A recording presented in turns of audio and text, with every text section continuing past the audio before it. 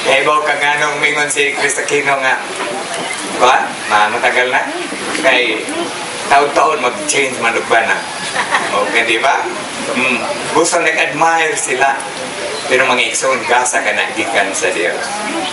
O salamat kayo sa Ginoo. Every time nga makakita kita nga nag-celebrate o wedding anniversary, mabilis ta pag-ayo. Sa ato pa, ang Ginoo gyud naglangikit nilang maayo. Way lain pagi nga matugpas Tagalog mo, dikit ba? Mandili. Kanang pagpabilin pagi sa Ginoo. You know what? Ang Ginoo naghuna-una gyud nga sa kalampusan sa kaminyo. Doon na siya rule, R-O-L-E.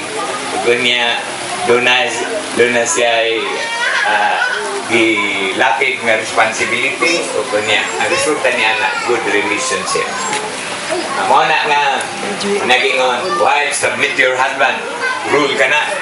Papil ka na nga atong kampanan batod pa sa Tagalog. Kanya,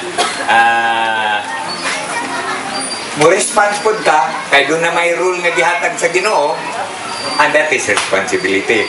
Kung atong sugto na, ang resulta niya na, good relationship. Amen.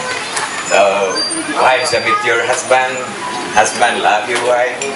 Anong nga ipahigugma, kaya na ay panahon nga dili lababo ng wife. Na ako'y panahon nga ang bana dili lababo.